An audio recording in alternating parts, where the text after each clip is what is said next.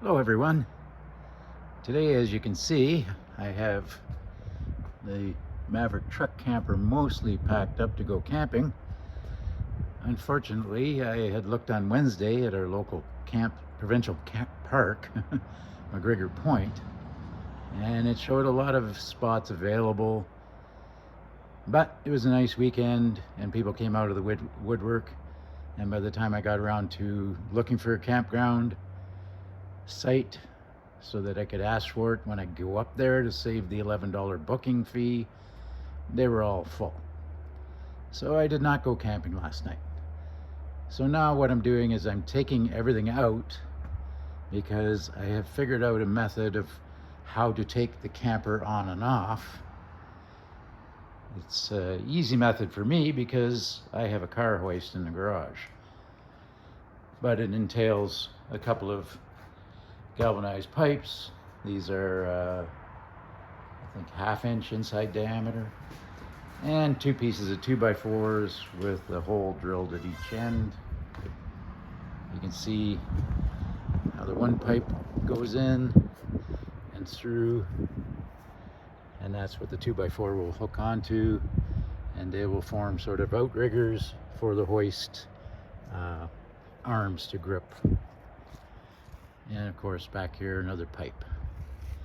At any rate, I'm taking everything out because I don't want all the extra weight when I lift it out of the truck bed. So I spread a clean shower curtain so I can put all the stuff around.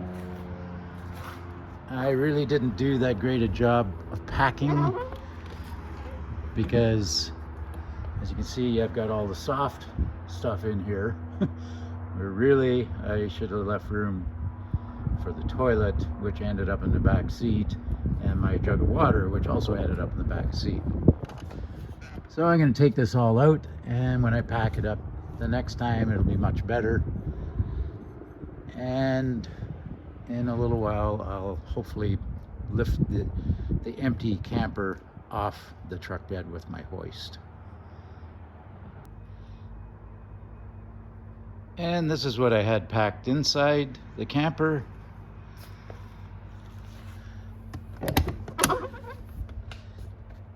And it all fit in quite nicely.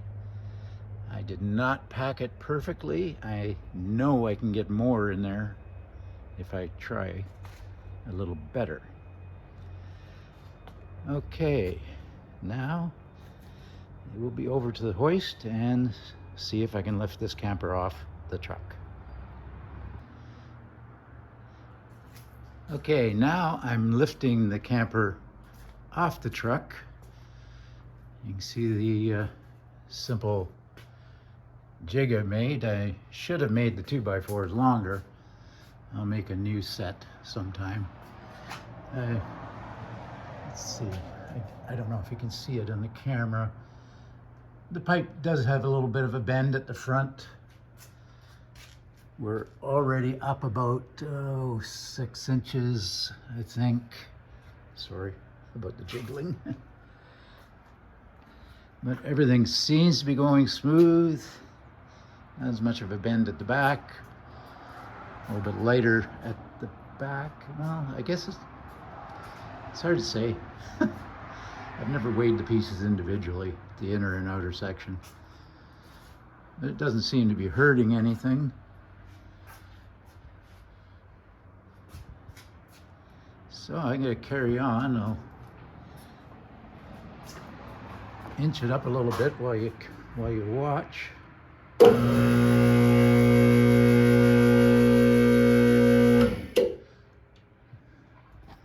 Go up a little bit at a time and then just check it.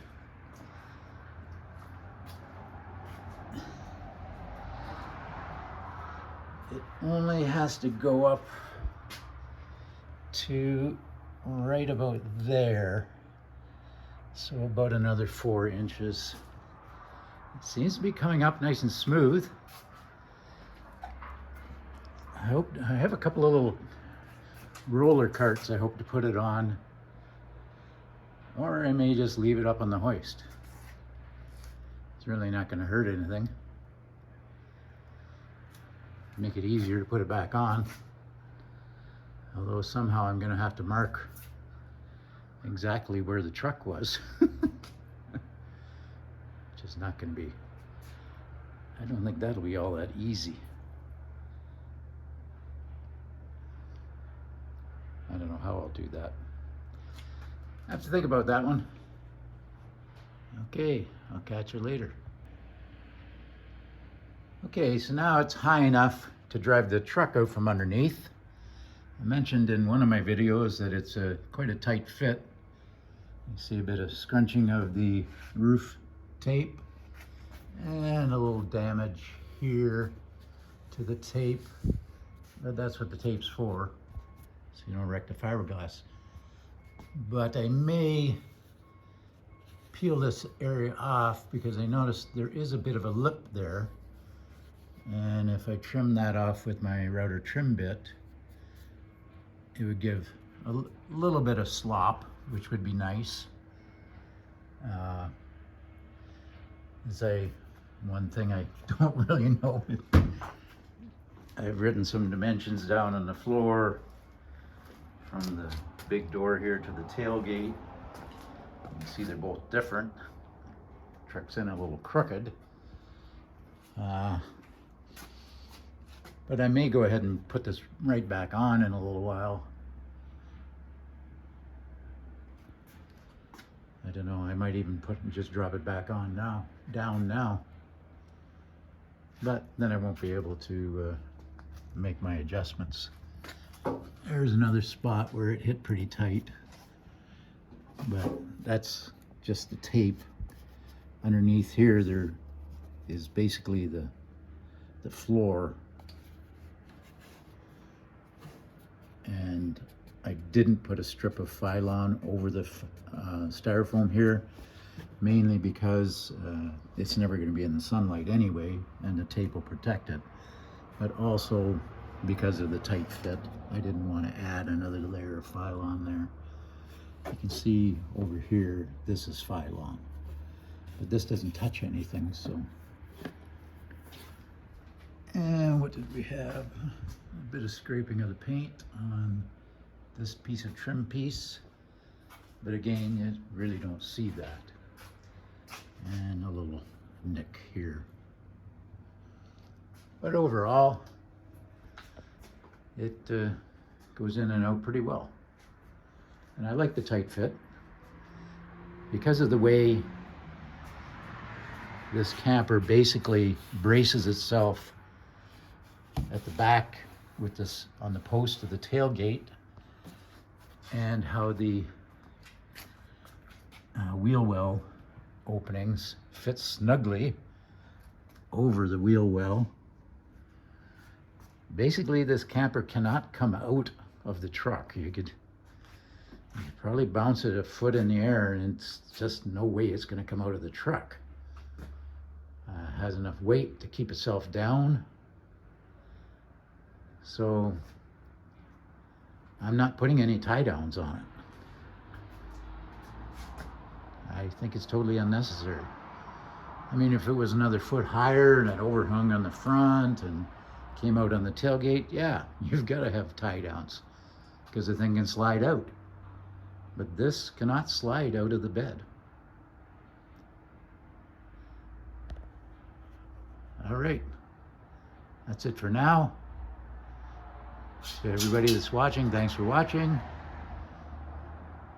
I usually don't ask people to subscribe, but it would be really nice if people subscribed. I have videos out there that have had anywhere from